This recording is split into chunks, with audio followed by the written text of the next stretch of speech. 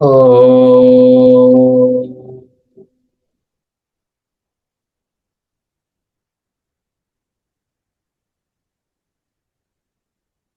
భద్రం नो अपि वातयमनः।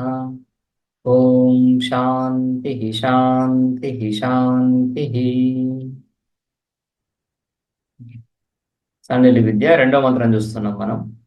ప్రాణ శరీరో భారూప సత్య సంకల్ప ఆకాశాత్మ సర్వకర్మ సర్వకామ సర్వగంధ సర్వరస సర్వమిదం అభ్యాత్త అవాకి అనాదర.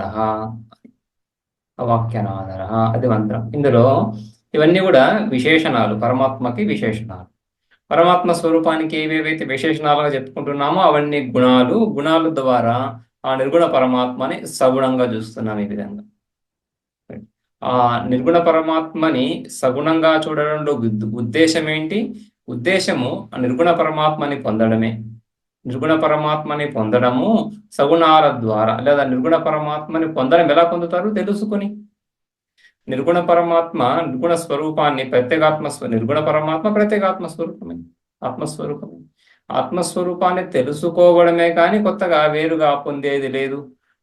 పొందడము అంటున్నప్పుడు సామాన్యంగా లోకంలో ఏదైతే మన దగ్గర లేదో దాన్ని పొందడం అని అర్థం చెప్పుకుంటాం. అనే విధంగానే పొందడం అని. మన దగ్గర ఇప్పుడు ఇంత ధనం ఉంది, ఇంకొంత ధనం లేదు, దాన్ని పొందాలి. ఇంత కీర్తి ఉంది, ఇంకొంత కీర్తి లేదు, దాన్ని పొందాలి. ఇంత సామర్థ్యం ఉంది, ఇంకొంత సామర్థ్యం కావాలి, దాన్ని పొందడం. అలా లేని దాన్ని పొందడం. లేని దాన్ని పొందడం దాన్ని అప్రాప్తస్య ప్రాప్తి. ఏదైతే ప్రాప్తము కాలేదో ఇప్పటికి దాన్ని పొందడం, అది ప్రయత్నం సామాన్యంగా. అటువంటి ప్రాప్తి కర్మ ద్వారా కలుగుతుంది. ఉపాసన ద్వారా కూడా. ఉపాసన కూడా కర్మలో భాగమే. అయితే ఆత్మస్వరూపాన్ని ఆ విధంగా పొందలేము. ఆత్మస్వరూపం ఆల్రెడీ పొందబడియే ఉన్నది కదా. కంఠచామీకర న్యాయం. మన గొంతులో ఏదైతే గొలుసు ఏదైతే ఉందో ఆ గొలుసు గొంతులో ఉండగానే అది పోయిందనేటువంటి భ్రాంతితో దాన్ని పొందాలనుకుంటున్నప్పుడు ఎలా పొందుతారు? దాన్ని తెలుసుకొని పొందుతారు. దాన్ని తెలుసుకోవడం ఎలా కుదురుతుంది? దాన్ని పొందడం, బయట పొందాలనేటువంటి తహతహ ఏదైతే ఉందో అది విడిచినప్పుడు. బయట ఎక్కడో ఉంది దాన్ని పొందాలంటున్నప్పుడు ఎంత వెతికినా బయట అది కనిపించదు. అద్దం ముందు నిల్చుకొని దాన్ని ఉన్న చోటనే చూసినప్పుడు, లేదా మన చేత్తో దాన్ని తడిమి తెలుసుకున్నప్పుడు మాత్రమే తెలుస్తూ ఉంది అది. అప్పుడు ఎలా పొందబడింది? పొందబడిన వస్తువే మళ్ళీ పొందబడింది జ్ఞప్తి ద్వారా. రైట్, ఆ స్మృతి ద్వారా, జ్ఞప్తి ద్వారా పొందబడుతూ ఉంది. అంటే జ్ఞానము చేత పొందబడుతూ ఉంది, కానీ కర్మ చేత పొందబడలేదు. పొందబడిన వస్తువు, రైట్, ఉన్న వస్తువు ఎప్పుడు కూడా కర్మ ద్వారా పొందబడదు. ఆ విధంగా ఇక్కడ కూడా ఆత్మస్వరూపము తెలుసుకోదగినటువంటిది, కానీ తెలుసుకోవడానికి ఇవి ఉపకరణాలు, ఇవి సాధనలు. అయితే ఇక్కడ ప్రధానంగా ఉపాసనాపరంగా చూసుకుంటున్నాం కాబట్టి ఉపాసన ద్వారా సగుణ స్వరూపం పొందబడుతుంది అని చూస్తాం. తర్వాత మంత్రంలో ఈ ఉపాసన సమాప్తం అవుతున్నప్పుడు చూస్తాము. ఇది సగుణోపాసన కాబట్టి నిర్గుణ పరంగా మనం విచారణ చేస్తున్నప్పటికీ కూడా ఉపాసన సగుణపరం. పరమాత్మను ఈ విధంగా ఈ విధమైనటువంటి గుణాలు కలిగిన వాడుగా భావిస్తూ ఉపాసించాలి. ఈ విధమైనటువంటి గుణాలు లేనటువంటి నేను ఈ విధమైనటువంటి గుణాలు కలిగినటువంటి ఆ పరమాత్మ స్వరూపాన్ని పొందుతున్నాను. ఆ పరమాత్మ స్వరూపానికి, జీవస్వరూపానికి ఆధారభూతంగా చైతన్యం ఉన్నది ఒకటే చైతన్యం. ఇక ఒకటే ఆ చైతన్యం అయితే పొంది ఉన్నదే. చైతన్యం కొత్తగా పొందేదేం లేదు. అయితే కొత్తగా పొందేదేంటి? లేనటువంటి గుణాలు, మనలో లేనటువంటివి గుణాలు. ఆ గుణాలు ఆ పరమాత్మ యందు ఆరోపించి ఉపాసిస్తున్నాము. ఆ గుణాలను పొందుతాం. ప్రాణ శరీర, నేనే ప్రాణ శరీరుడను అని భావిస్తున్నాం కదా. లేదా పరమాత్మ ప్రాణ శరీరుడు, అతడు నాకంటే అభిన్నుడు, నేను అతని కంటే అభిన్నము అని కదా భావిస్తున్నాం. రైట్. సో భేదబుద్ధి ఉంటుంది ఉపాసనలో. ఎప్పుడు భేదబుద్ధి ఉన్నా కూడా ఆ భేదాన్ని బ్రిడ్జ్ చేస్తూ, రైట్, సో ఉపాసన ఫలంగా ఆ ఉపాస్య విషయాన్ని పొంది భేదాన్ని అతిక్రమించడం, భేదాన్ని దాటడం, అది కదా ఉద్దేశం. సో ఏ విధంగా పరమాత్మను పొందుతారు? సగుణోపాసనలో ఆ గుణాలను పొందడం ద్వారా. ప్రాణ శరీర అవుతూ, భారూప అవుతూ, సత్య సంకల్పుడు అవుతూ, ఆకాశాత్మ అవుతూ అని ఆ విధంగా తనే ఆకాశాత్మ అయిపోతున్నాడు. తనే సర్వకర్మ సర్వకామ సర్వగంధ సర్వరస అని తెలుసుకుంటున్నాడు. ఇదం అహం అభ్యాత్త అని పొందుతాడు. ఇప్పుడు ఉపాసిస్తున్నాడు పరమాత్మ, ఇదం సర్వం అభ్యాత్త, దీనంతటిని వ్యాపించి ఉన్నవాడిని ఉపాసిస్తూ ఆ పరమాత్మను పొందినప్పుడు వీడు స్వయం సర్వాన్ని వ్యాపించినటువంటి ఆ హిరణ్య గర్భుడవుతుంది. సగుణ బ్రహ్మ అంటే సామాన్యంగా హిరణ్య గర్భుడని. అదేవిధంగా అవాకి అనాదర, అవాక్య అనాదర, అటువంటి పరబ్రహ్మ వాగింద్రియము లేనటువంటి వాడు. వాగింద్రియము లేనటువంటి వాడు అంటున్నప్పుడు వాగింద్రియాన్ని ఉపలక్షణంగా తీసుకున్నాం. ఉపలక్షణం అంటే ఎట్సెట్రా అన్నట్టుగా. వాగింద్రియము వాక్ మొదలైనటువంటి ఇంద్రియాలు లేనటువంటి అని. వాక్ ఒక్కటే కాకుండా సకలేంద్రియాలు, సకలేంద్రియాలకు అది ప్రతీక. అంతరింద్రియంతో సహా బాహ్యేంద్రియాలు, జ్ఞానేంద్రియాలు పంచ, కర్మేంద్రియాలు పంచ, అంతఃకరణం కూడా. రైట్. సో ఆ విధంగా ఇవన్నీ కూడా లేనటువంటి అని కూడా మనం చూసాం. ఇతర దర్శనాలు కూడా, న్యాయాది దర్శనాల్లో కూడా పరమాత్మ స్వరూపాన్ని ఈ విధంగానే ప్రతిపాదిస్తారు. రైట్. ఆత్మ అనిత్యము అని, మళ్ళీ ఆత్మలో భేదాలు, జీవాత్మ పరమాత్మ అని భేదం చెప్పినా ఆ పరమాత్మ స్వరూపాన్ని ఈ విధంగా వాకి అనే చెప్పుకుంటారు. ఆ విధంగా ఇక అవాకి అనే శబ్దానికి వ్యుత్పత్తి కూడా చూసాం. ఆ విధంగా వ్యుత్పన్నమైనటువంటి అవాకి శబ్దము వాక్ ప్రతిషేధ అత్ర ఉపలక్షణార్థ. వాక్ ప్రతిషేధం ఇక్కడ ఉపలక్షణంగా తీసుకొని గంధరసాది శ్రవణాది స్వరస్య ప్రాప్తాని గ్రహణాదీని కరణాన్ని గంధాది గ్రహణాయ. అంటే గంధరసాది సర్వగంధ సర్వరస అని చెప్తున్నప్పుడు సర్వగంధము సర్వరసము కలిగి దాన్ని తెలుసుకునేటువంటి సాధనాలు కూడా ఉండాలి. ఆ సాధనాలు కలిగినటువంటి వాడు అనేటువంటి భావన వస్తుంది దాన్ని నిరాకరించడానికి. సగుణోపాసన అంటున్నప్పుడు ఆ నిర్గుణ పరమాత్మలో గుణాన్ని ఆపాదించి ఉపాసన చేస్తాం. అయితే ఏదో గుణాన్ని ఆరోపించి ఉపాసన చేయడం కాదు కదా. శృతి ఏ విధంగా చెప్తా ఉందో గుణాలు, ఆ గుణాలని ఆరోపించాలి. ఆ గుణాలను ఆరోపించడంలో శృతికి ఒక తాత్పర్యం ఉంది. రైట్. సో సర్వశబ్ద సర్వరస అని చెప్పినప్పటికీ కూడా అవాకి అని చెప్తా ఉంది. రైట్. సర్వరస అంటున్నప్పుడు సకల రసాలు, సర్వగంధ సకల గంధాలు, సుగంధము దుర్గంధము రెండు చెప్పుకున్నాం. అయితే సుగంధము దుర్గంధం ఇక్కడ సుగంధం అని చెప్పుకున్నాం, దుర్గంధాన్ని పక్కన పెట్టి సుగంధం చెప్పుకున్నాము ఉపాసన కాబట్టి. ఈ విపరీత గుణాలు ఏవైతే, గుణాలలోనే విపరీత గుణాలు, విరుద్ధ లేదా అవగుణాలు ఏవైతే ఉన్నాయో, దోషభూయిష్ట గుణాలు ఏవైతే ఉన్నాయో అవి దోషం చేత, అజ్ఞానం చేత, పాపం చేత కలుగుతున్నటువంటివి. అటువంటి పాప సంబంధం లేనటువంటి వాడు పరమాత్మ.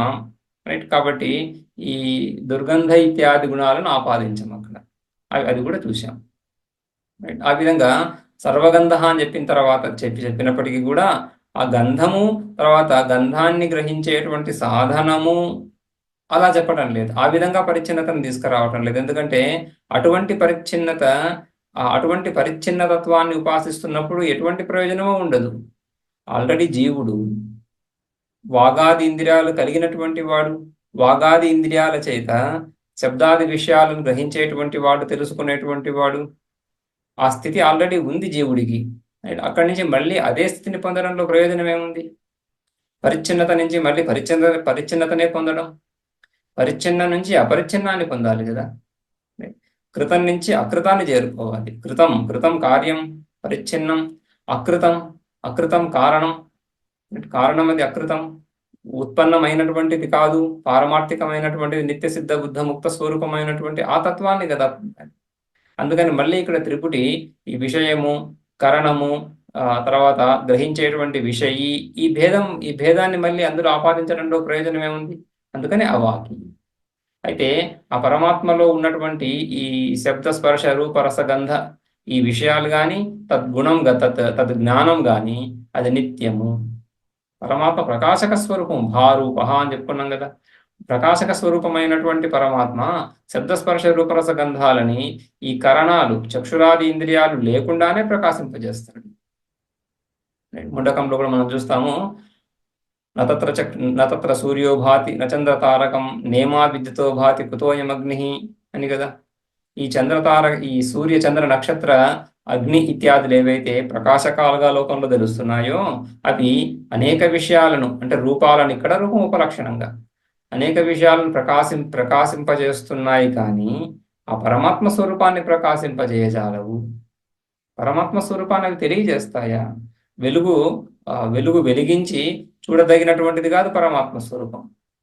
అందుకని తమేవ భాంతం, పరమాత్మ స్వరూపం భాంతం, ఆ పరమాత్మ స్వరూపం చైతన్యం దేదీప్యమానంగా వెలిగిపోతూ ఉండగా, అంటే తెలివి, జ్ఞానము, విజ్ఞాన రూపంగా ఆయన ప్రకాశిస్తూ ఉండగా, వెలిగిపోతూ ఉండగా అంటే దీప ప్రకాశం లాగా, విజ్ఞాన జ్యోతి, జ్ఞానజ్యోతి లాగా ప్రకాశిస్తూ ఉండగా, ఈ విషయాలన్నీ కూడా ఈ ఆదిత్య చంద్ర నక్షత్ర అగ్ని ఇత్యాది తత్వాలన్నీ కూడా ప్రకాశించబడుతున్నాయి ఆ జ్ఞానములో.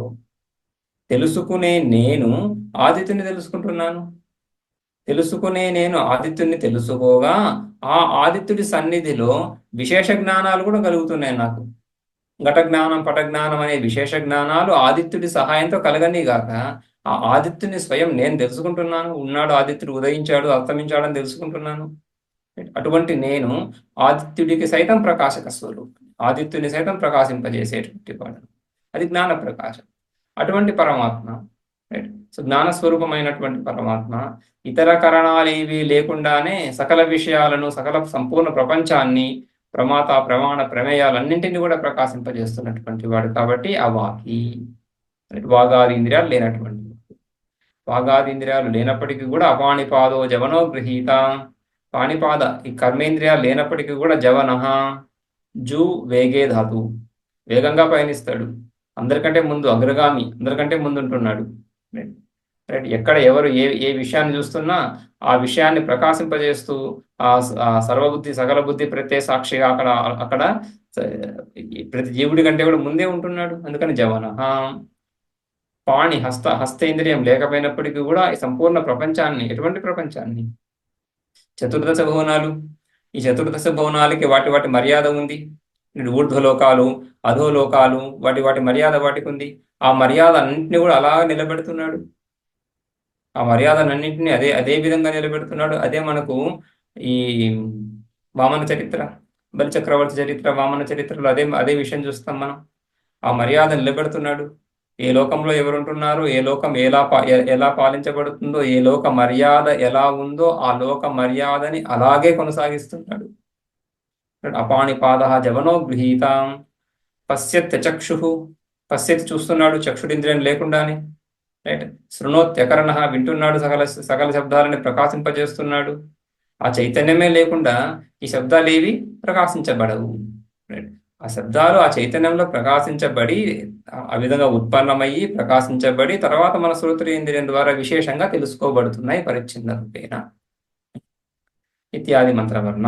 అక్కడ దాకా చూశాం. ఇక అనాదర, అవాకి అనాదర. అనాదర అంటే అసంభ్రమ, ఆదర అంటే ఇక్కడ సంభ్రమము, ఆశ్చర్యము. ఆశ్చర్యం అనేటువంటిది లేనే లేదు పరమాత్మకి. లోకంలో మనకు జీవుడికి అజ్ఞానావస్థలో ఉన్నటువంటి వాడికి అనేక విషయాలు తెలియవు. తెలిసిన విషయాలు చాలా తక్కువ. ఎంతటి మేధావైనా కూడా లోకంలో, ఎంతటి మేధావైనా కావచ్చు, డాక్టర్ కావచ్చు, ఇంజనీర్ కావచ్చు, లాయర్ కావచ్చు, ఎటువంటి మేధావైనా, సైంటిస్ట్ కావచ్చు, విజ్ఞానవేత్త కావచ్చు, ఎవరైనా కావచ్చు. కానీ తెలిసిన విషయాలు తక్కువ, తెలియనివే ఎక్కువ. ఎందుకంటే జగత్ అత్యంత విశాలమైనటువంటిది, అనంతమైనటువంటిది జగత్తు. ఈ జగత్తుకి ఏ దిశలో చూసినా తూర్పు దిశలో వెళ్తూ ఉంటే ఎక్కడికి తూర్పు దిశ సమాప్తం అవుతుంది? అటువంటి సమాప్తి అనేది లేనే లేదు కదా. రైట్. సో ఆ విధంగా అన్ని దిశలు, దశ దిశలు కూడా అనంతంగానే వెళ్ళిపోతూ అనంత విషయాలు. ఈ విజ్ఞాన శాస్త్రం కూడా, రైట్, సైన్స్లో కూడా ప్రతిరోజు కొత్త విషయాలు తెలుస్తూనే ఉన్నాయి, ఆశ్చర్యాన్ని కలిగిస్తూనే ఉన్నాయి. ఎందుకని? తెలియని విషయాలు ఎక్కువగా ఉన్నాయి కాబట్టి. తెలిసిన విషయాలు కూడా మన మతిమరుపు ఒకటి వస్తుంటుంది, మర్చిపోతూ ఉంటాం. తెలిసిన విషయాలు కూడా మళ్ళీ తెలుసుకోవాల్సి వస్తుంటుంది. అందుకని తెలిసిన విషయాల ద్వారా కూడా ఆశ్చర్యం కలుగుతుంటుంది. సో ఒకే ఉపనిషత్తుని ఒకసారి, రెండుసారి, మూడోసారి చదువుతున్నప్పుడు అది కొత్త విషయాన్ని ఏదో తెలియజేసినట్టుగా అనిపిస్తూ ఉంటుంది చాలాసార్లు. కొత్త విషయం, ఒక్కొక్కసారి కొత్త విషయం, ఇప్పుడు దాకా వినని విషయం మనం విన్నామే అని కూడా అనిపిస్తూ ఉండొచ్చు. రైట్. ఆ విధంగా తెలిసిన విషయాలు కూడా సంభ్రమాన్ని కలుగజేస్తాయి. విస్మృతి ఉంది కాబట్టి, మరుపు అనేది ఉంది కాబట్టి. తెలియని విషయాలు అనేకం ఉన్నాయి, అవి ఎలాగూ విస్మయాన్ని కలగజేస్తాయి. అటువంటి విస్మయము, అటువంటి సంభ్రమము, అటువంటి ఆశ్చర్యము పరమాత్మకు లేనే లేదు. సర్వజ్ఞ సహ, ఆ పరమాత్మ సర్వజ్ఞుడు. ఎటువంటి విషయం కూడా ఆయనకు తెలియదు అనేటువంటిది లేనే లేదు. ఎటువంటి విషయం కూడా కొత్తది, నూతనమైనటువంటిది తనే ఉత్పన్నం చేసినా ఇది కొత్తది, ఇది పాతది అని విభేదమే లేదు. ఈ సంపూర్ణ వేదం పరమాత్మ నుంచి నిశ్వాసప్రాయంగా, ఏ విధంగా అయితే పురుషుడి నుంచి నిశ్వాసం, ఊపిరి వదలడం ఎంత సునాయాసంగా వస్తుందో అంత ఆ విధంగా అత్యంత సహజంగా ఎటువంటి ప్రయత్నము లేకుండా ఈ చతుర్వేదాలు, 4 వేదాలు ఇవన్నీ కూడా ఆయన నుంచి ఆవిర్భవించాయి. అదే విధంగా అదే సునాయాసంతో, అంతే సునాయాసంగా రైట్ బహుశ్యాం ప్రజా ఏయా అని కేవల సంకల్పంతో ఈ జగత్తంతా ఆవిర్భవించింది. అటువంటి సర్వశక్తివంతుడైనటువంటి పరమాత్మ, అటువంటి సర్వజ్ఞుడైనటువంటి పరమాత్మ, ఆయనకి అప్రాప్త విషయం ఏదుంది, తెలియని విషయం ఏదుంది సంభ్రమాన్ని, ఆశ్చర్యాన్ని కలిగించడానికి? అది ఆయన సర్వజ్ఞతకు పరాకాష్ఠ. అనాదర అని, అసంభ్రమ, సర్వజ్ఞ స్వరూపుడు. అప్రాప్త ప్రాప్తౌ హి సంభ్రమ స్యాత్ అనాప్త కామస్య. అప్రాప్త ప్రాప్తౌ, ప్రాప్తించనటువంటి విషయం, అప్రాప్తస్య ప్రాప్తి, ప్రాప్తించినటువంటి విషయం ఏదైతే ఉందో అది ప్రాప్తి, అది పొందినప్పుడు. తెలియనటువంటి విషయం, కొత్తదైనటువంటి తెలియనటువంటి విషయం ఏదైతే ఉందో అది తెలుసుకున్నప్పుడు అప్పుడు కదా సంభ్రమం కలుగుతుంది. ఎవరికి? అనాప్త కామస్య. అనాప్త కామస్య, వాడికి అప్రాప్త విషయం ఉంది. ఎందుకని? అనాప్త కామ, ఆప్తకాముడు కాదు. సకల కామనలు నెరవేరినటువంటి వాడు కాదు. ఎవడికి కూడా సకల కామనలు ఒకటి తర్వాత ఒకటిగా క్రమంగా ఒక్కొక్క కామనని, ఒక్కొక్క కోరికని నెరవేరుస్తూ పోతూ ఆప్తకాముడు ఎవడు, ఎప్పుడు, ఏ కాలంలో, ఏ దేశంలో ఎవడూ కాలేడు. కల్పాంతరాలు ఎన్ని కల్పాలు గడిచినా కూడా ఆ విధంగా ఒక్కొక్క కామనని తీర్చుకుంటూ ఆప్తకాముడు ఎప్పటికీ కాలేడు. ఎందుకంటే అనంత కోటి విషయాలు ఉంటున్నాయి. ఇంతకుముందే మనం చెప్పుకున్నట్లు విస్మృతి కూడా ఉంది. ఏదైతే మనం పొంది ఉన్నామో దాని విస్మరణం కలుగుతుంది. పోయిన జన్మలో, పూర్వజన్మలో, దానికి ముందు జన్మల్లో, ఎన్నో జన్మల్లో ఎన్నో విషయాలు పొందే ఉన్నాం. అవన్నీ ఏవి కూడా స్మరణకు లేవు ఇప్పుడు. రైట్. సో ఆ విధంగా మళ్ళీ అవన్నీ కూడా మళ్ళీ వాటిలో కామన తొలగిపోదు. కాబట్టి వాటిని మళ్ళీ మళ్ళీ పొందాల్సి ఉంటుంది. ఏదైతే పొందామో దాన్నే మళ్ళీ మళ్ళీ పొందాల్సిన పరిస్థితి ఉన్నప్పుడు ఆప్తకామ ఎలా అవుతాడు? ఎవడైనా కూడా ప్రయత్నం చేత, కర్మ చేత, కర్మోపాసనల చేత ఆప్తకామత్వం. ఉపాసన ఓకే, కర్మల చేత చెప్పుకుందాం, ఉపాసన చేత కూడా ఈ సంపూర్ణ ఆప్తకామత్వం కుదరదు. రైట్. సో అందుకని ఎప్పుడు కూడా వాడు అనాప్తకాముడిగానే మిగిలిపోతాడు జీవుడు, కర్మను ఆశ్రయించినంత వరకు, కర్మను సాధనంగా ఆశ్రయించినంత వరకు అనాప్తకాముడిగానే, కోరికలు తీరని వాడిగానే. ఎందుకంటే కర్మను ఆశ్రయించడానికి కారణమే కోరిక. ఏదో ఒక కోరిక ఉంది, దాన్ని పొందాలి, దీన్ని పొందాలని. దాన్ని నెరవేర్చడానికి, పొందడానికే కర్మను తీసుకుంటాడు. కాబట్టి అనాప్తకాముడిగానే ఉంటాడు. ఆ అనాప్తకామతలోనే ఈ విధంగా హెచ్చు తగ్గులు ఉంటాయి. వీడు ఇంత పొందాడు, నేను ఇంకా అంత పొందలేదు, లేదా నేను ఇంత పొందాను, వాడు ఇంకా ఇంత పొందలేదు అనేటువంటి ఈ పోలిక, ఒకరితో ఒకరిని పోల్చుకోవడం, లేదా తనతో తానే పోల్చుకోవడం. నిన్నటికంటే ఈరోజు నేను మెరుగ్గా ఉన్నాను, లేదా నిన్నటికంటే ఈరోజు ఇంకా ఉన్నతంగా లేను, ఉన్నతంగా ఉన్నానో లేననో తనను తాను పోల్చుకోవడం, లేదా ఇతరులతో తనను పోల్చుకోవడం. రైట్. సో ఈ విధంగా అనాప్తకాముడిగా ఉంటూనే కర్మలు చేస్తూ ఉంటాడు. అటువంటి అనాప్తకాముడికి అప్రాప్త విషయాలు అనేకంగా ఉంటాయి కాబట్టి వాటిని పొందుతూ సంభ్రమాన్ని పొందుతాడు. కానీ పరమాత్మ ఆప్తకాముడు. అతనికి పొందదగినటువంటి వస్తువు రెండవదైనటువంటి వస్తువు లేనే లేదు. అద్వితీయ కేవల, రైట్. ఆప్తకామ అద్వితీయ కేవల, అటువంటి పరమాత్మ అసంగ, రైట్. సమగ్ర జ్ఞానము, సమగ్ర ఐశ్వర్యము, సమగ్ర వైరాగ్యము కలిగినటువంటి వాడు పరమాత్మ. సమగ్ర ఐశ్వర్యము, ఆయన దగ్గర లేనటువంటి ఐశ్వర్యం లేనే లేదు. అప్రాప్తం అనేటువంటి పదమే లేదు అక్కడ. అటువంటి పరమాత్మకి ఆదర, సంభ్రమ ఎక్కడి నుంచి అవుతుంది? కాబట్టి అనాదర, సర్వవ్యాపక అనర్థం, సర్వాత్మక అనర్థం. సర్వవ్యాపక ఒకటి, సర్వాత్మక, తానే సర్వము అయినటువంటి వాడు. సర్వము తానే అయినటువంటి వాడు తనలోనే సర్వాన్ని ఉంచి ఆ సర్వము, సర్వ జగత్తుకి ఒకానొక అస్తిత్వాన్ని కలిగించినటువంటి పరమాత్మకి ఆ అనాప్తత ఎక్కడి నుంచి వచ్చింది? అటువంటి పరమాత్మ. రైట్. నతు ఆప్తకామత్వాత్ నిత్యతృప్తస్య ఈశ్వరస్య సంభ్రమో అస్తి క్వచిత్. నిత్యతృప్తస్య ఈశ్వరుడు నిత్యతృప్త స్వరూపుడు, నిత్యము, నిత్య నిరంతరము. నిత్యము అంటున్నప్పుడు ఈ కాలము అని కాదు కదా, నిత్యము అంటున్నప్పుడు కాలాతీతం అని అర్థం. నిత్యము అంటే ఎల్లప్పుడూ, అన్ని కాలాలలో. అన్ని కాలాలలో అంటున్నప్పుడు 1, 2, 3 ఈ విధంగా ఈరోజు, రేపు, మొన్న, నిన్న అనే విధంగా కాల విభాగంతో చూసి అన్ని కాలాలు అని అలా కాకుండా కాలాతీతం. సకల కాలాలు అంటేనే విభాగం లేదని అర్థం. ఏదైనా ఒక విభాగం చేయడానికి, ఒక విశేషణం ద్వారా విభాగం చేయడానికి భేదం ఉండాలి, విశేషం ఉండాలి. ఈరోజు నిన్న, ఈరోజు నిన్న అనే రెండు మనం కాలాన్ని ఈ విధంగా విభజించినప్పుడు ఈరోజు ఏదో విశేషం ఉంది, నిన్న ఇంకేదో విశేషం ఉంది. ఆ భేదం కలుగుతూ ఉంది, భేదం తెలుస్తూ ఉంది. ఆ భేదం చేత మనం ఈరోజు నిన్న అంటున్నాం. ఈరోజు కొన్ని కార్యక్రమాలు, కొన్ని కర్మలు, కొంత విషయము నడిచింది. నిన్న ఇంకొన్ని కార్యక్రమాలు, ఇంకొన్ని విషయాలు, ఇంకొన్ని అంశాలు, ఇంకొన్ని అనుభవాలు కలిగాయి. అది నిన్నటికి ఈ రోజుకి భేదాన్ని చూపిస్తుంది. ఈ కాలము ఆ కాలము భేదం చేస్తున్నాం.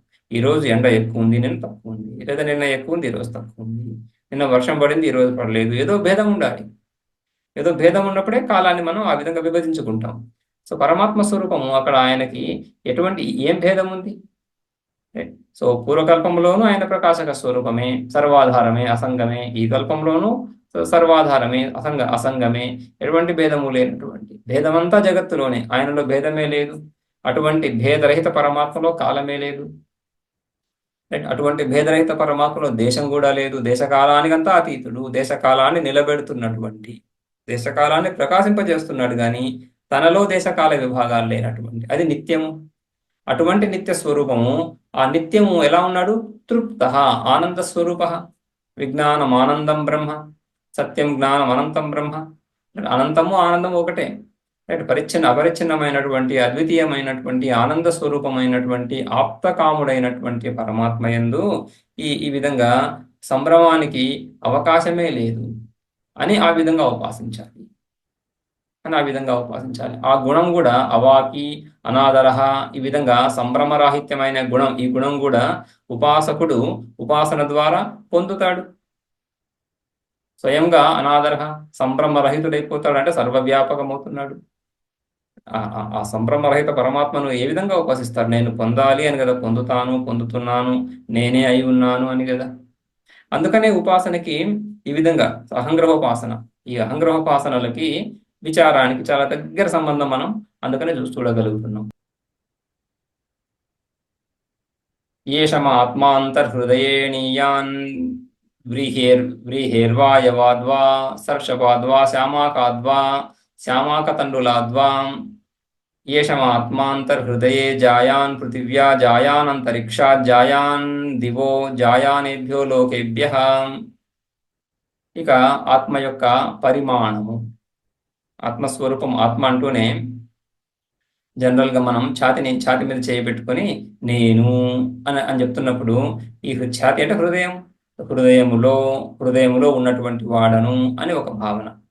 హృదయము లోపల అని, హృదయం లోపల, హృదయం లోపల అని చెప్తున్నప్పుడే లోపల బయట లేను, లోపలున్నాను, పరిచ్ఛిన్నుడనై అనేటువంటి భావనలన్నీ కూడా ఆ నేను అనే భావనలో కనిపిస్తూ ఉన్నాయి. అవి వీటిని ధ్వంసం చేయాలి, వీటిని అతిక్రమించాలి. హృదయంలో ఉన్నాననే భావన వరకు బాగానే ఉంది, కానీ హృదయంలో ప్రకాశక స్వరూపంగా ఉన్నాను, ఈ జగత్తంతా కూడా హృదయంలోనే ఉంది అనే భావన వేరు. హృదయంలో నేనున్నాను, జగత్తు బాహ్య దేశంలో, ఈ శరీరం బయట జగత్తంతా ఉంది, ఈ బాహ్యంలో ఉన్నటువంటి జగత్తుని హృదయంలో ఉన్నటువంటి నేను తెలుసుకుంటున్నాను అనే భావన వేరు. హృదయంలో నేను చిత్ స్వరూపంగా చైతన్య స్వరూపాన్ని అయి ఉన్నాను, ఈ శరీరం కంటే బాహ్యంలో కూడా, లేదా హృదయం కంటే బాహ్యంలో, హృదయం కంటే బయట ఈ స్థూల శరీరము, దీనికంటే బయట ఈ ఆధ్యాత్మిక, ఆదిభౌతిక, ఆది దైవిక ఈ తత్వాలన్నీ ఏవైతే ఉన్నాయో ఇవన్నీ నా చేత తెలుసుకోబడుచున్నాయి అనేటువంటి త్రిపుటి. రైట్, అక్కడ ఏమవుతా ఉంది? జీవుడు అత్యంత పరిచ్ఛిన్నుడుగా అయిపోతుంది. ఆ పరిచ్ఛిన్న భావనని తొలగించాలి. అదేవిధంగా నేను ఈ దేహాన్ని, ఈ శరీరాన్ని అనే భావన కూడా తొలగాలి.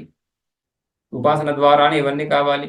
ఇవి తొలగినప్పుడే కదా వాడికి చిత్తములో ఆ విధంగా సత్వశుద్ధి కలిగి, చిత్తశుద్ధి సత్వశుద్ధి కలిగి ఆ స్వరూపాన్ని చక్కగా అవగతం చేసుకోవడానికి అవకాశం కలుగుతుంది. ఎక్కడ? హృదయంలోనే, బుద్ధిలోనే. హృదయం అంటే బుద్ధి. హృదయం అనేది బుద్ధికి గోలకంగా, బుద్ధికి స్థానంగా చెప్పుకుంటాం. హృదయం అన్నప్పుడు మాంసపిండం హృదయం తీసుకున్నా అందులో బుద్ధిని భావిస్తున్నాం. బుద్ధి అక్కడ ఉంది అని చెప్పేసి. సో బుద్ధిలోనే తెలుసుకో, జ్ఞానం అంతా బుద్ధిలోనే కలుగుతా ఉంది. ఏ జ్ఞానము? ఆత్మజ్ఞానం కూడా బుద్ధిలోనే, జగత్తు కూడా బుద్ధిలోనే తెలుస్తా ఉంది. కాబట్టి ఈ స్థూల శరీరంతో తాదాత్మ్యము, బుద్ధితో తాదాత్మ్యము ద్వారా దీన్ని జయించాలి. స్థూల శరీరంతో తాదాత్మ్యము ఒక స్థూల భావనను కలిగిస్తుంది, అహం స్థూల అని. ఆ స్థూల భావనను తొలగించడం ఎలా? సూక్ష్మ భావన చేత. సూక్ష్మోహమస్మి, ఈ విధంగా స్థూల శరీరం కాదు అని. ఆ విధంగా సూక్ష్మము అని చెప్పిన తర్వాత పరిచ్ఛిన్నత కలుగు, అక్కడ పరిచ్ఛిన్నత అనే ఒక అర్థం కూడా తొలగిసలాడుతా ఉంది అందులో. సో పరిచ్ఛిన్నత లేదు, నేను సర్వవ్యాపకుడను అని కూడా చూడాలి. రెండు భావనలు చూడాలి. అందుకని ఈ రెండు గుణాలు కూడా సూక్ష్మము వ్యాపకము అనే రెండు గుణాలను ఆత్మయందు ఆపాదించి ఉపాసన చేయమని ఇక్కడ ఉపదేశిస్తా ఉంది శృతి. ఏమని? ఏషమ ఆత్మా, ఈ ఆత్మ, ఈ నా ఆత్మస్వరూపం అంటే నేను. ఏషమాత్మ, ఏష అనే పదము అత్యంత దగ్గరగా ఉన్నటువంటి విషయాన్ని ఏ తత్ శబ్దంతో చెప్పుకుంటాం. తత్ అంటే దూరంగా ఉన్నటువంటి పరోక్షమైనటువంటి విషయాన్ని. తస్మాత్ తస్మాదాత్మన ఆకాశ సంభూత అంటున్నప్పుడు తస్మాత్ ఎవరు? ఆ బ్రహ్మను సామాన్యంగా పరోక్షంగానే తెలుసుకుంటాము. ఆరంభ దశలు, శాస్త్రారంభ దశలో, శాస్త్రాన్ని ఆరంభిస్తున్నప్పుడు ఈశ్వరుడు పరమాత్మ సృష్టికర్త ఎవరు? ఎక్కడో ఉన్నాడు సృష్టికర్త. ఎక్కడో ఉన్నాడు అంటే దూరంగా ఉన్నాడని కాకపోయినా పరోక్షం, మనం చూసింది కాదు, రైట్? సో అందుకని పరోక్షంగా, ప్రత్యక్షంగా మనం చూడలేదు. కాబట్టి పరోక్షం అని చెప్పడానికి తత్పదం. తస్మాత్, ఆ పరమాత్మ నుండి. ఏ పరమాత్మ? ఏ తస్మాత్ ఆత్మన, ఈ ప్రత్యేగాత్మయే అని. తస్మాదాత్మన అని చెప్పుకుంటాం కదా, అక్కడ ఏతత్ శబ్దం ఎప్పుడు కూడా అత్యంత సన్నిహితంగా ఉండే తత్వాన్ని చెప్తుంది. తత్ శబ్దం ఎప్పుడు కూడా దూరంగా ఉండే విషయాన్ని చెప్తుంది. ఏష మా అంటే మమ, నా యొక్క ఈ ఆత్మస్వరూపము, నా యొక్క స్వరూపము, నా యొక్క స్వభావము, నా యొక్క మౌలిక భావము నేను. ఇక్కడ అంతర్హృదయే, ఈ హృదయములో. ఉపాసన అంతా కూడా హృదయములో, కర్మలంతా కూడా కర్మేంద్రియాలతో బాహ్య దేశంలో. కర్మలు ఆ యజ్ఞశాల వేదం కృత్వా వేదీం కరోతి అని అక్కడ వేది, ఆ యజ్ఞ వేదికను నిర్మించి, రైట్? ఆ యజ్ఞ వేదికలో యజ్ఞకుండాలను ఇత్యాదిని ఆ ఇటుకలతో నిర్మించి అందులో ఈ ఉత్తరారణి, అధరారణి ఇత్యాదుల చేత అగ్ని రగిల్చి, కర్రలు పెట్టి అగ్ని రగిల్చి, ఆ విధంగా తర్వాత ఆయా ద్రవ్యాలతో కర్మ చేస్తారు, వైదిక కర్మలు. అదేవిధంగా లౌకిక కర్మలు కూడా బాహ్య సాధనాలను సేకరించి, కర్మేంద్రియాలు, జ్ఞానేంద్రియాల సహాయంతో బాహ్య సాధనాలను సేకరించి బాహ్య దేశంలో కర్మలు చేస్తారు. ఉపాసన ఎక్కడ? ఉపాసన బాహ్య దేశంలో చేయరు, ఉపాసన హృదయంలోనే. అన్ని ఉపాసనలు, అది సగుణోపాసన కావచ్చు, అహంగ్రహోపాసన కావచ్చు, కర్మాంగోపాసన కావచ్చు, స్వతంత్రోపాసనలు కావచ్చు, ప్రతీకోపాసన కావచ్చు, ఎలాంటి ఉపాసన అయినా కూడా హృదయంలోనే చేస్తారు. అందుకని ఇక్కడ ఆత్మస్వరూపాన్ని ఉపాసిస్తున్నాడు. ఎక్కడ ఉపాసించాలి? హృదయంలోనే. అంతర్హృదయే, ఈ హృదయంలో, ఈ బుద్ధిలో.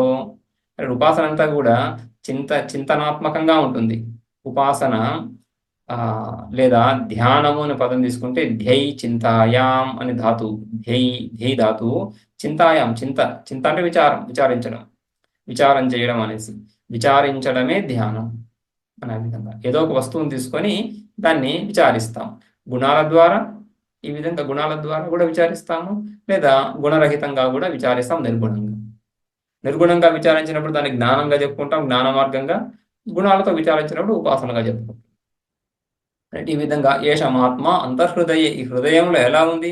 అణియాన్, సూక్ష్మంగా ఉంది. అణియాన్, అణు నుంచి అనీయ శబ్దం వస్తా ఉంది. అణు అంటే సూక్ష్మము, పరమాణువులు చాలా చాలా చిన్నవిగా, సూక్ష్మంగా ఉన్నటువంటివి. అదేవిధంగా అణియాన్, ఈయస్వన్ ప్రత్యయము అది సూపర్లేటివ్ డిగ్రీగా, తమ ప్రత్యయం లాగానే సూపర్లేటివ్, ద మోస్ట్, సట్లెస్ట్ అన్నట్లుగా. అణియాన్, ఈ ఆత్మ అత్యంత సూక్ష్మము. ఏ విధంగా సూక్ష్మము? మనకు పరిచయమైనటువంటి సూక్ష్మ విషయాలు కొన్ని చెప్తున్నారు. ఏమని? వ్రీహేర్వా, వ్రీహి. వ్రీహి అంటే బియ్యపు గింజ, వడ్ల గింజ. ఈ వడ్ల గింజ ప్యాడీ, ఈ ధాన్యం ఏదైతే ఉందో దానికంటే కూడా సూక్ష్మమైనటువంటిది ఆత్మ. నేను నేను అంటున్నప్పుడు ఈ 5 అడుగులు 6 అడుగులు విగ్రహాన్ని, రైట్? సో ఇంతలా ఉన్నాను, ఇంత బరువు ఉన్నాను, ఇంత ఎత్తున్నాను అని భావన ఏదైతే ఉందో అక్కడి నుంచి ఎక్కడికి తీసుకెళ్తున్నారు? వడ్ల గింజ కంటే కూడా చిన్నదైనటువంటి, రైట్? కొన్ని వేల రెట్లు చిన్నదైనటువంటి అని కదా.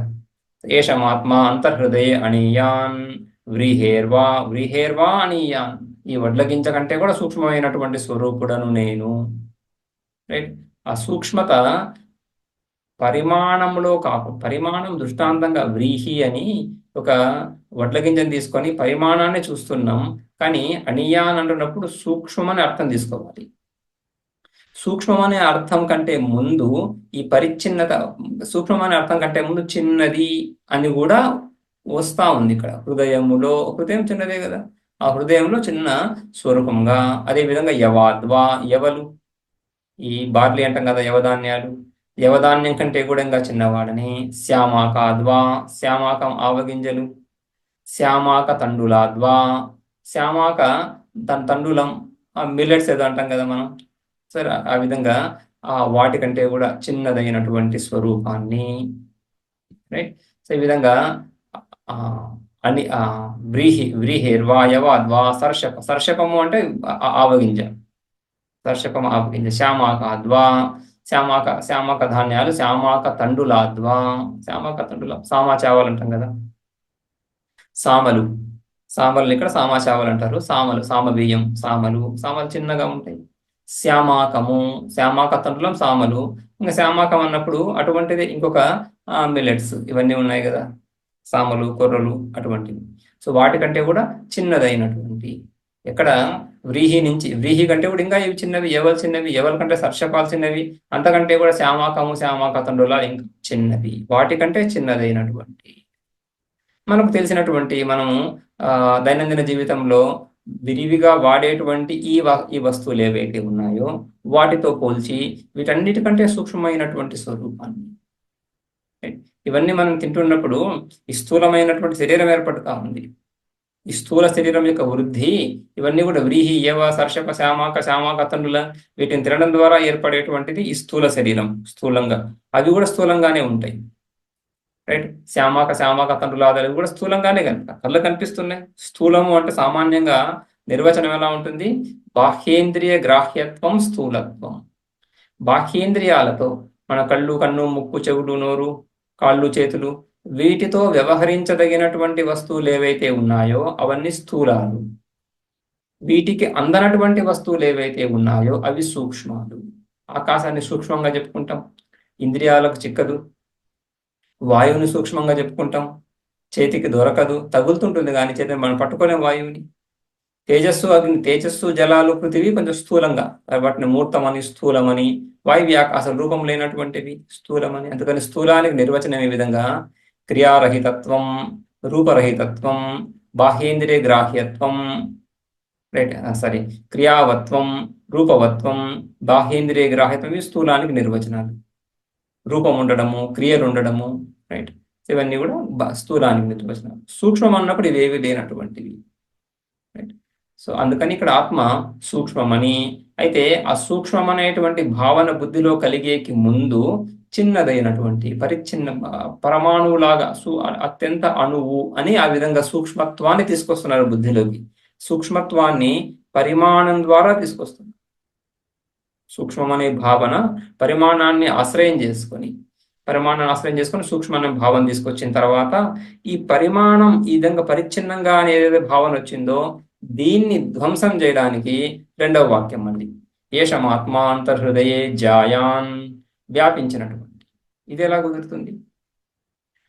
వ్రీహి ఈ వడ్ల గింజ కంటే చిన్నదైనటువంటి, ఆ సామల కంటే కూడా చిన్నగా ఉన్నటువంటి నేను పృథివ్యాపి జాయాన్, ఈ పృథివీ, ఈ భూగోళం ఏదైతే ఉందో, లేదా ఈ పృథివీ మండలం, పృథివీ అంటే ఘన పదార్థం, ఇదంతా ఏదైతే ఉందో దీని అందరికంటే కూడా నేను విస్తృతమైనటువంటి, వ్యాపకమైనటువంటి స్వరూపాన్ని. ఇంతకుముందు చిన్నదని చెప్పారు, ఇప్పుడు ఇంత పెద్దది ఎలా అవుతుంది అంటే సూక్ష్మం. అందుకని యవాద్వా సర్షపాద్వా శ్యామాకాద్వా శ్యామాక తండులాద్వా అణియాన్ అంటున్నప్పుడు సూక్ష్మం అనే అర్థం తీసుకోవాల్సి ఉంటుంది. పరిచ్ఛిన్నం అంటే కుదరదు. అది ఒకటి. రెండవది సర్వద్రవ్యాత్మకం సర్వవస్త్వాత్మకం నామరూపాత్మకం నేనే, అన్ని నామరూపాలు నేనే అయి ఉన్నాను అని కూడా. సూక్ష్మంలో సూక్ష్మమైనటువంటి సకల వస్తువులు నేనే, స్థూలంలో స్థూలమైనటువంటి పృథివ్యాది సకల వస్తువులలో కూడా వ్యాపించినటువంటి వాడిని అని కూడా భావన. రైట్. సో జాయాన్ పృథివ్యా, అంతేకాకుండా పృథివీ కాకుండా అంతరిక్షాన్, జాయాన్ అంతరిక్షాత్, అంతరిక్షం కంటే కూడా భూస్వ అంటున్నప్పుడు భూర్లోకం, ఈ భూర్లోకం కంటే కూడా పెద్ద వ్యాపించినటువంటి వాడిని. అంతరిక్షం మధ్యలోకం, అంతరిక్షం భువ అంటే ఈ అంతరిక్ష లోకం మధ్యలోకం, దానికంటే కూడా వ్యాపించినటువంటి. జాయాన్ దివహ ద్యూలోకం, భూస్వ సువర్లోకం, ద్యూలోకం స్వర్గలోకం కంటే కూడా వ్యాపించినటువంటి వాడిని. ఏభ్యో లోకేభ్య జాయాన్, ఈ సకల లోకాలు, ఈ చతుర్దశ భువనాలు ఏవైతే ఉన్నాయో వీటన్నిటికంటే కూడా నేను పెద్దదైనటువంటి వ్యాపించినటువంటి వాడని, అంటే సర్వాత్మక స్వరూపాన్ని, సర్వగత స్వరూపాన్ని. జాయాన్ అంటున్నప్పుడు వ్యాపకత్వం, పెద్దది అని పరిమాణం కాకుండా వ్యాపకత్వం. ఎందుకంటే జాయాన్ అంటే పెద్దదిని తీసుకుంటే, అణియాన్ అంటే చిన్నదిని తీసుకుంటే విరోధం కలుగుతుంది. ఒకే వాక్యంలో ఒకే మంత్రంలో జాయాన్ అనే పదము, అణియాన్ అనే పదము రెండు వచ్చాయి. ఎవరికి? ఆత్మస్వరూపానికి. ఏషమాత్మ అని చెప్పుకుంటున్నాం కదా. ఈ నా ఆత్మస్వరూపం అంటే నేను నేను ఈ విధంగా చిన్నగా ఉన్నాను, నేనే ఈ విధంగా పెద్దగా ఉన్నాను, అలా ఎలా కుదురుతుంది?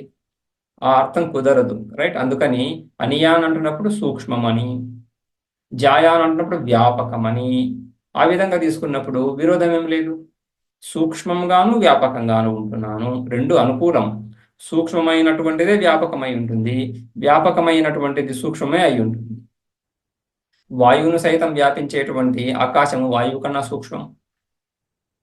ఆ ఆకాశానికి సైతం తెలుసుకునేటువంటి ఎరుక చైతన్యం ఆకాశం కంటే కూడా సూక్ష్మం. ఆకాశాన్ని సైతం ప్రకాశింపజేస్తా ఉంది. ఆకాశంలో ఉన్నటువంటి అనేక గుణాలను తెలియజేస్తా ఉంది ఎవరు? చైతన్యం. కాబట్టి ఆకాశం కంటే కూడా సూక్ష్మం. ఆకాశాన్ని తెలుసుకునేటువంటి ఆ చైతన్యం ఆకాశం అంతటా ఉండాలి. ఆకాశం ఎక్కడుందో అక్కడంతటా ఉండే తీరాలి. ఉండకుండా ఎలా తెలుస్తుంది? మనకు కనిపించినటువంటి ఆకాశం కూడా కొంత మేరకు ఏదో ఇంద్రనీల ఘటం తిరిగేసినట్లుగా, రైట్, అక్కడ దాకా ఆకాశం అని తెలుస్తూ ఉంది. రైట్. ఆ విధంగా అంచనా వేస్తాం ఒక భావన. దానికి పైన ద్యూలోకము, దానికి పైన ఇంకా ఏ లోకాలు ఉన్నాయో 14 లోకాలు చెప్పుకుంటున్నాము. భువర్లోక, సువర్లోక, మహర్లోక, జనలోక, తపోలోక, సత్యలోకాలు. లోకాలు వినడమే కానీ చూసింది లేదు కదా. సో అవన్నీ కూడా కానీ విన్నాం కదా శాస్త్రం ద్వారా. సో వాటన్నిటికంటే కూడా అవి కూడా మన ఎరుకలో భాగంగా, మన తెలివిలో, మన జ్ఞానంలో భాగంగానే ఉంటున్నాయి. వాటిని ప్రకాశింపజేస్తున్నాం. వాటన్నిటికంటే కూడా విస్తారమైనటువంటి వ్యాపకమైనటువంటి స్వరూపాన్ని, లౌకికంగా మనకు తెలిసిన విషయాల కంటే కూడా అదేవిధంగా శబ్దం ద్వారా, శాస్త్రం ద్వారా మనకు తెలిసినటువంటి విషయాలన్నిటికంటే కూడా వ్యాపించినటువంటి పాఠం. అన్నీ కూడా బుద్ధివృత్తి లాగానే తెలుస్తాయి. ఏది తెలిసినా బుద్ధివృత్తి రూపకంగానే తెలియాలి. ఆ సకల బుద్ధివృత్తులకు అతీతంగా సాక్షిగా ఉంటున్నటువంటి స్వభావాన్ని కదా అని. ఆ విధంగా అనియాన్ జాయాన్ అని. ఏష యథోక్త గుణ ఏష అంటున్నప్పుడు సన్నిహితంగా అని కదా. సన్నిహితంగా అంటే ఇక్కడ బుద్ధిలో అంటే ఇప్పటిదాకా మనం ఏదైతే ఈ రెండో మంత్రంలో మొదటి మంత్రంలో చూసాము శాంత ఉపాసీత అని చెప్పి, రైట్. ఏం శాంత ఉపాసీత? సర్వం కల్విదం బ్రహ్మ ఇది శాంత తజ్జలాన్ ఇది శాంత ఉపాసీత, రైట్. అత ఖలు క్రతుమయ పురుష, అది ఓకే. తర్వాత శాంత ఉపాసిత అని చెప్పిన తర్వాత అంటే సర్వం కల్విదం బ్రహ్మ ఎవరు? ఏష ఆత్మ, రైట్. సో ఏష యథోక్త గుణ అంటే అక్కడి నుంచి సర్వం కల్విదం బ్రహ్మ అని చెప్పుకున్నాం కదా. అటువంటి బ్రహ్మస్వరూపుడు అయినటువంటి నా స్వరూపము. అదేవిధంగా మనోమయ ప్రాణశరీర భారూప సత్య సంకల్ప ఎవరు? ఏషమాత్మ. అందుకనే మనోమయ ప్రాణశరీర అని చెప్పుకున్నప్పుడు ఏషమాత్మ, నా ఆత్మస్వరూపాన్ని ఈ విధంగా భావిస్తున్నాను. పరమాత్మ స్వరూపం ఓకే, బాగానే ఉంది. పరమాత్మ స్వరూపాన్ని ఆ విధంగా ఉపాసిస్తున్నాము. మనోమయుడని, ప్రాణశరీరుడని, భారూప అని. కానీ ఎవరు పరమాత్మ స్వరూపము? ఏషమాత్మ. అందుకని ఇక్కడ ఏషమాత్మ, ఏష అంటున్నప్పుడు బుద్ధిలో ఇప్పటిదాకా విచారించినటువంటి విషయం సన్నిహితంగా దగ్గరగా ఉంది మనకు వెంటనే ఇప్పుడు ఈ వ్యాఖ్యానాలలో కామెంటరీస్ భాష్యం వ్యాఖ్యానం వీటిలో ఒక ప్రధానమైన విషయం ఏముంటుంది ఎక్కడైనా కూడా ఏ శాస్త్రంలో అయినా కూడా ఈ సర్వనామాలు ఏవైతే ఉన్నాయో వాటిని రిజాల్వ్ చేయాలి నామవాచకాలకి. సర్వనామాలు ఈ సర్వనామం దేన్ని తెలియజేస్తా ఉంది అనేది ఒక మెయిన్ ఆస్పెక్ట్ అవుతుంది కదా. ఏషః అంటే సర్వనామం మూడో మంత్రంలో మొదట్లో వచ్చింది. మూడో మంత్రం మొదట్లో వచ్చినప్పుడు వాక్యాన్ని ఎప్పుడు కూడా సర్వనామాలతో మొదలు పెట్టము. ఎందుకని? లేదా సంభాషణను ఎప్పుడు కూడా సర్వనామాలతో మొదలు పెట్టం. సర్వనామం ఏంటి? సర్వసనామ, అదొక రెఫరెన్స్, రైట్? సర్వసనామ సర్వనామ ఎవరిని సూచిస్తా ఉందని చెప్పనప్పుడు క్లారిటీ రాదు, స్పష్టత రాదు. సర్వనామంతో కనుక మనం సంభాషణ మొదలు పెడితే వాడు వచ్చాడు, ఈ చెప్పాడు, వెళ్ళాడు అని అంటే ఏమీ అర్థం కాదు. ఎవరు వచ్చారు, ఏం చెప్పారు, ఏం చేశాడు, ఎప్పుడు వెళ్ళాడు, ఇవన్నీ ఏం తెలియకుండా వాడు వచ్చాడు, వీడు చెప్పాడు అని అంటే అట్లా ఆ విధంగా సంభాషణ కుదరదు. సర్వనామాలతో సంభాషణ కుదరదు. ముందు నామవాచకం వాడి తర్వాత సర్వనామాలు వాడాలి కదా. మంత్రం మొదట్లో ఏష అని వచ్చినప్పుడు ఆ ఏషని ముందు సర్వనామాన్ని ముందు దాన్ని తేటతెల్లం చేయాలి. ఏం చెప్తా ఉంది సర్వనామం? ఎలా చూస్తారు? ఆ సర్వనామం ఇప్పుడు ముందు చెప్పినటువంటి విషయాన్ని రెఫర్ చేస్తూ ఉంటాం. ముందు మంత్రం రెండో మంత్రంలో ఏం చెప్పుకున్నాము? ఆ పరమాత్మ స్వరూపాన్ని ఉపాసన చెప్పుకున్నాం. మనోమయ ప్రాణ శరీర అవాకి అనాథర, అక్కడి నుంచి మనోమయ మొదలు పెట్టుకొని అవాకి అనాథర వరకు. ఎవరా మనోమయ అవాకి అనాథర? సర్వం కల్విదం బ్రహ్మ. సో ఆ బ్రహ్మ ఎవరైతే సర్వం కల్విదం అని చెప్పుకున్నామో, ఆ మనోమయ భారూప అవాకి అనాథర అని చెప్పుకున్నామో ఆ తత్వమే ఏషః. ఎవరా తత్వము? మమ ఆత్మ. అందుకని ఏషః యథోక్త గుణ. ముందు రెండు మంత్రాల్లో చెప్పుకున్నటువంటి ఆ పరమాత్మ స్వరూపమే మమ ఆత్మ, నా స్వరూపము, నా స్వభావము అని ఉపాసించాలి. ఈ విధంగా ఎక్కడుంది ఆ స్వరూపము? అంతఃహృదయే. ప్రత్యేగాత్మ అంతఃహృదయ అన్నాడు ప్రత్యేక్. ఎందుకంటే జగత్తునంతా కూడా బాహ్యంలో చూస్తున్నాం. దానికి విరుద్ధంగా విలక్షణంగా ప్రతీపం అంచతి ఇది ప్రత్యక్. ప్రత్యక్ అంటే ప్రతి ఉపసర్గ ఉంది. అందులో అంచుధాతు ఉంది. అంచుధాతు చకారం పోయి చకారం కాయిపోయి ప్రత్యక్ అయిపోతా ఉంది. సో ప్రత్యక్ అంటే ప్రతీపం అంచతి గచ్చతి, విరుద్ధంగా ఉంటుంది శరీరం సంసారానికి అంతటికి కూడా. సంసారం అంతా బాహ్యంలో, ఇది అంతర్ముఖంగా లోపల. మమ ఆత్మ, అటువంటి నా ఆత్మస్వరూపము అంతఃహృదయే, ఈ హృదయంలో.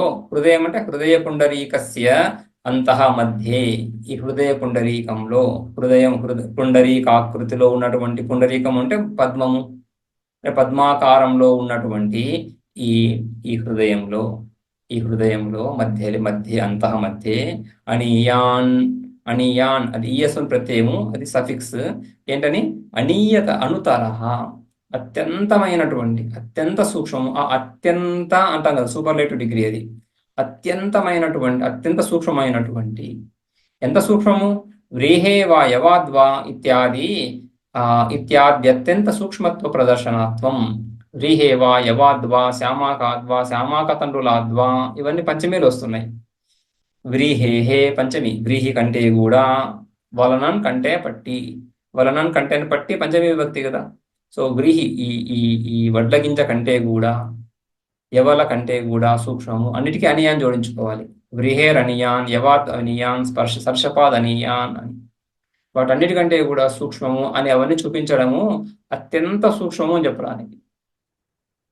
మనకు తెలిసినటువంటి, మన కళ్ళకు కనిపించేటువంటి సూక్ష్మ వస్తువులను తీసుకొని వీటన్నిటికంటే కూడా సూక్ష్మమైనటువంటిది,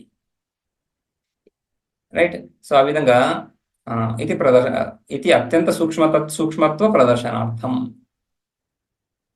శ్యామాక తండ్రులాద్వా ఇది పరిచ్ఛిన్న పరిమాణాత్ అనీయానితి ఉక్తే అనుపరిమాణత్వం ప్రాప్తం ఆశంక్య అతః తత్ ప్రతిషేధాయ ఆరభతే. ఇక్కడ శ్యామాక తండ్రులము, సామల కంటే కూడా చాలా పరిచ్ఛిన్న పరిమాణము అని చెప్పినప్పుడు, అంతేకాకుండా అనీయాన్ అని కూడా చెప్పినప్పుడు అణుపరిమాణత్వం ప్రాప్తం, అణుపరిమాణము కలిగినటువంటిది ఆత్మ అనేటువంటి ఒక భావన మనసులో కలుగుతా ఉంది. ఎందుకు ఆ భావన కలుగుతుందంటే, ఒకటేమో పరిమాణము కలిగినటువంటి వస్తువులతో పోలిక, సామల కంటే చిన్నదైనటువంటి అని చెప్తున్నప్పుడు, సామల కంటే ఈ సామలు వీటి కంటే చిన్నదైనటువంటి అని చెప్పినప్పుడు చిన్న వస్తువు అనేటువంటి భావన సహజంగా కలుగుతుంది ఒకటి. రెండవది, ఈ దార్శనికులు నైయాయిక, వైశేషిక, సాంఖ్య ఇత్యాదులు వీళ్ళు భౌతిక జగత్తుని విశ్లేషిస్తారు. ఆత్మస్వరూపం కంటే కూడా ఎక్కువగా భౌతిక జగత్తును విశ్లేషిస్తారు. ఆత్మస్వరూపం విశ్లేషణ చాలా తక్కువగా ఉంటుంది. ఆత్మ అనేటువంటి ఒక ద్రవ్యాన్ని చూపించి అందులో కొన్ని గుణాలు చెప్పేసి వదిలేస్తారు, అక్కడికి అయిపోయింది ఆత్మ. మిగిలిన విషయాల గురించి విచారణ ఎక్కువగా ఉంటుంది.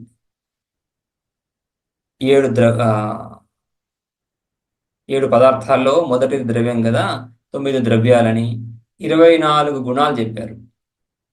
సో ఈ ప్రపంచమంతా కూడా ద్రవ్యాలను విభజిస్తూ వెళ్తే 9 ద్రవ్యాలుగా చెప్పుకోవచ్చు. ఆకాశము, ఆకాశ, వాయు, తేజ, జల, పృథివీ 5 పంచమహాభూతాలు ఉన్నాయి.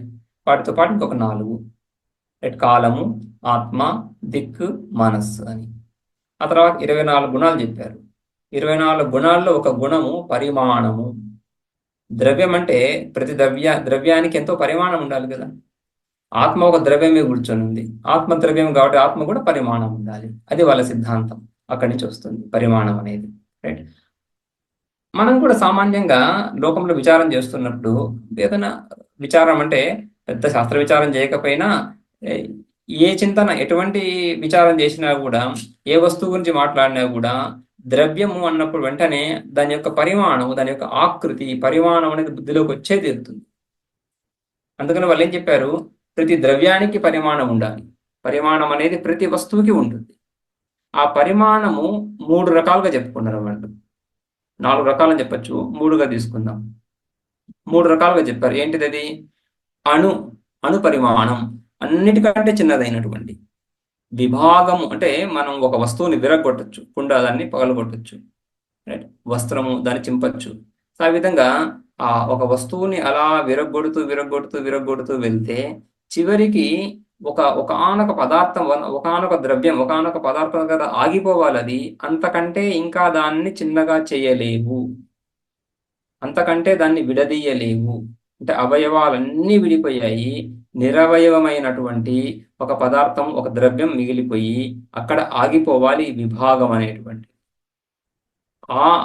అటువంటి పదార్థం, అటువంటి ద్రవ్యము ఇక దాన్ని అంతకంటే వేరుగా దాన్ని విడగొట్టలేనటువంటి పదార్థం ఏదైతే ఇండివిజిబుల్ పార్టికల్ ఏదైతే ఉందో దాన్ని అణువు, పరమాణువు అని చెప్పారు నైయాయికులు. సో పరమాణువు ఆ విధంగా అన్నిటికంటే కూడా అత్యంత సూక్ష్మమైనటువంటి, అత్యంత చిన్నదైనటువంటి పరిమాణము పరమాణువు. అది ఒక పరిమాణం. పరమాణువు యొక్క పరిమాణం అత్యంత సూక్ష్మం, అణు పరిమాణం. అదేవిధంగా అత్యంత వ్యాపకం, ఆకాశంలాగా, ఆకాశము, కాలము, దిక్కు, ఆత్మ, వీటి పరిమాణం ఏది? వ్యాపకం, సర్వవ్యాపకం, అనంతం. రైట్. దాన్ని మహత్ అని చెప్పారు. మహత్ పరిమాణం, సర్వవ్యాపకం, మహత్ పరిమాణం. 2 పరిమాణాలు. మూడవది ఈ రెండింటి మధ్యలో ఉండే పరిమాణం. అణు పరిమాణం నుంచి మహత్ పరిమాణం వరకు మధ్యలో ఉన్నటువంటి అన్ని వస్తువులను కూడా ఒక పరిమాణంగా చెప్పారు, మధ్యమ పరిమాణం. దర్శన శాస్త్రాలు కదా, ఫిలాసఫీ, క్లాసిఫికేషన్ ఇది. ఒక్కొక్క వస్తువుని తీసుకొని మాట్లాడడం, ఘటం పరిమాణం ఇంత, పటం పరిమాణం ఇంత, 5 సెంటీమీటర్లు, ఇది మిల్లీమీటర్లు, ఇది డెకామీటర్లు, అలా మాట్లాడడం. దర్శన శాస్త్రాలు ఇప్పుడు దర్శన శాస్త్రాన్ని లూజ్గా ఫిలాసఫీగా ట్రాన్స్లేట్ చేసినా కూడా, ఫిలాసఫీలో కానీ దర్శన శాస్త్రంలో కానీ క్లాసిఫికేషన్స్, రైట్, వీటిని ఈ 3 విభాగాలుగా చేయడమే కానీ ప్రతి ఒక్క వస్తువుని విచారించాం, ప్రతి ఒక్క వస్తువుని తీసుకోం కదా. సో ఆ విధంగా 3 పరిమాణాలు, అత్యంత అన్నిటికన్నా చిన్నదైనటువంటిది, అన్నిటికన్నా పెద్దదైనటువంటిది, మధ్యలో ఉండే పరిమాణాల్లో హెచ్చుతగ్గులు ఉంటాయి. ఇది పెద్దది, ఇది చిన్నది, హెచ్చుతగ్గులు ఉంటాయి. అన్నిటికన్నా చిన్న పరిమాణంలో హెచ్చుతగ్గులు ఏమున్నాయి? అది ఒక ఎండ్, ఒక అవధి, ఇంకొక అవధి ఈ ఆకాశంలాగా వ్యాపకం అని. రైట్. ఆ విధంగా 3 పరిమాణాలు ఉన్నాయి.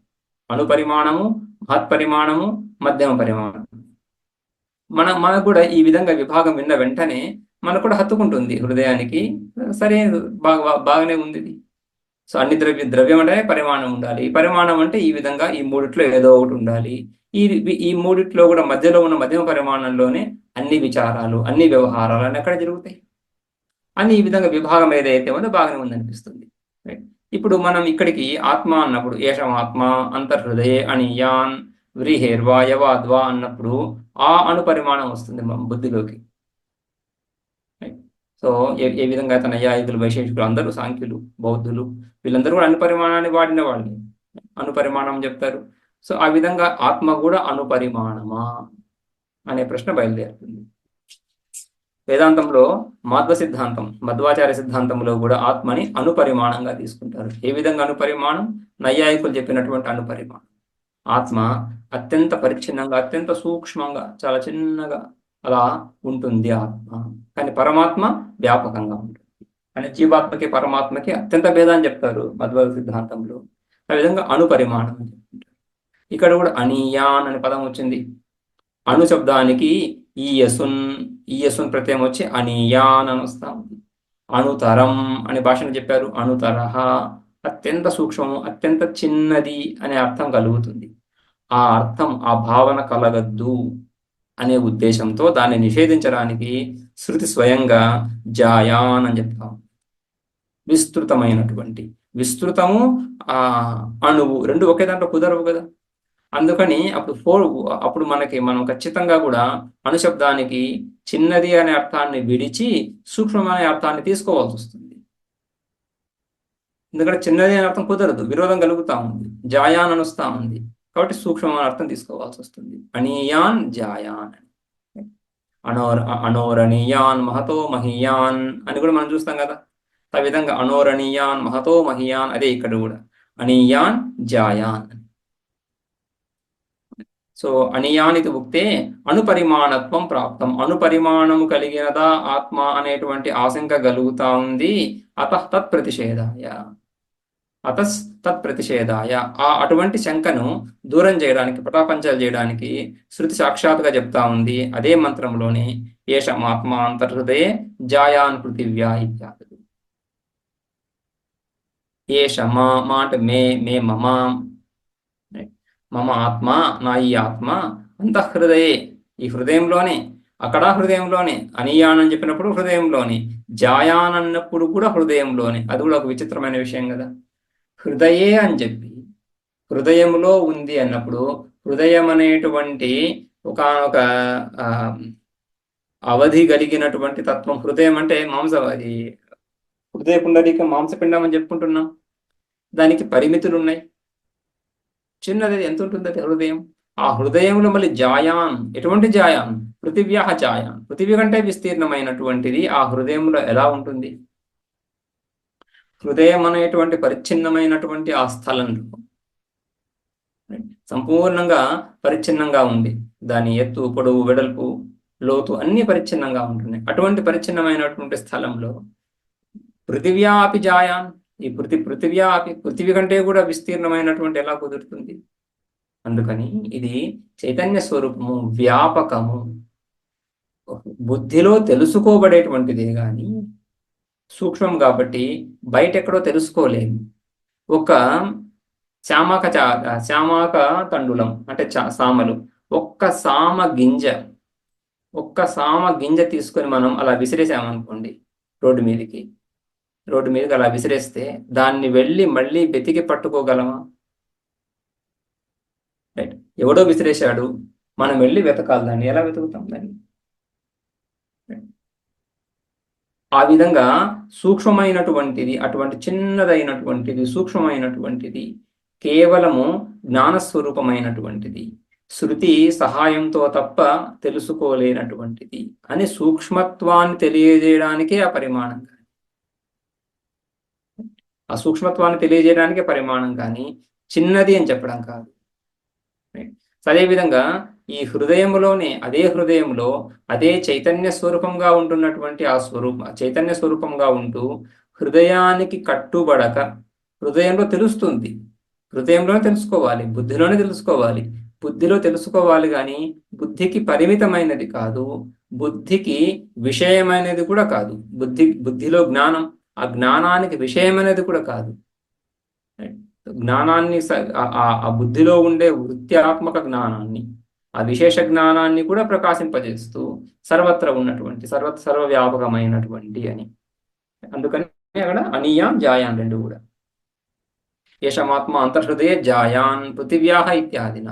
ఇక్కడ కూడా జాయ పరిమాణాత్ జాయ పరిమాణాచ్చ జాయస్త్వం దర్శయన్ అనంత పరిమాణత్వం దర్శయతి మనోమయ ఇత్యాదిన జాయానేభ్యో లోకేభ్య ఇత్యంతేన. జాయాన్ పృథివ్య అక్కడి నుంచి మొదలై జాయాన్ ఏభ్యో లోకేభ్య, ఈ లోకాలన్నిటికంటే కూడా విస్తీర్ణమైనటువంటి అని అనంత పరిమాణాన్ని చూపిస్తా ఉంది. అనంత పరిమాణం అంటే వ్యాపకం అని. అనంత పరిమాణం అంటే దాన్ని మన స్కేల్తో కొలవదగినటువంటిది కాదు కదా. కొలవదగినటువంటి విషయాలన్నీ ఏవైతే ఉన్నాయో వాటన్నిటిని కూడా కొలుస్తున్నటువంటి జ్ఞానం వస్తువుని కొలుస్తుంది. ఈ ఈ ఈ ఈ వస్తువు పెద్దగా ఉంది, ఈ వస్తువు చిన్నగా ఉంది, ఎలా చెప్తున్నాం? జ్ఞానం చేత కనిపిస్తా ఉంది కదా.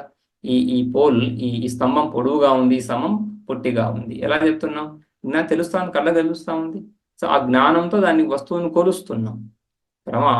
మీయతే అనేనైతే ప్రమాణం, కొలవడానికి సాధనం ప్రమాణం కదా. తెలుసుకోవడం అంటే కొలవడం. సో ఆ విధంగా ఈ ఈ మనోమయ ఈ లోకాలన్నింటికంటే కూడా పెద్దదైనటువంటి అని ఒక అనంతమైనటువంటి పరిమాణాన్ని తెలియజేస్తా ఉంది శృతి. కాబట్టి ఖచ్చితంగా పరిచ్ఛిన్న పరిమాణం కాదు, పరిచ్ఛిన్న పరిమాణం కాదు. ఉపాసించాలంటే ఈ విధంగా వ్యాపకము అనే పరిమాణాన్ని ఆపాదించాలి, పరిచ్ఛిన్నమని కాదు. అందుకని ఇక్కడ అనియాన్ అంటున్నప్పుడు సూక్ష్మమని అర్థం తీసుకోవాలి. మన వస్తువులకి 3 పరిమాణాలు చెప్పుకున్నాం: అణుపరిమాణము, తర్వాత వ్యాపక మహత్పరిమాణము, మధ్యమ పరిమాణం. ప్రాయ దార్శనికులు ఆస్తిక దర్శనాల్లో ఒక మన మధ్వాచార్య చెప్పుకున్నాము. అలా కాకుండా ఇక మిగిలిన దార్శనికులు అందరూ కూడా ఆత్మకి వ్యాపకమైనటువంటి మహత్పరిమాణాన్ని చెప్పుకున్నారు. వేదాంతంలో మనం ఆత్మకి పరిమాణాన్ని చెప్పం. ఉపాసన గురించి పరిమాణాన్ని ఆరోపించడమే గాని ఆత్మకు పరిమాణం చెప్పం. ఎందుకంటే ఆత్మను ద్రవ్యంగా పరిగణించం. ఈ ద్రవ్యము, గుణము, కర్మ, ఈ విభాగాలన్నీ కూడా ఆత్మలో విభాగాలు. ఆత్మ ద్రవ్యం కాదు. ద్రవ్యం అంటే జ్ఞానానికి విషయం అవ్వాలి, ద్రవ్యం అంటే గుణాలు ఉండాలి, ద్రవ్యం అంటే క్రియలు ఉండాలి, ద్రవ్యం అంటే పరిమాణం ఉండాలి. అటువంటి ద్రవ్యం కాదు ఆత్మ.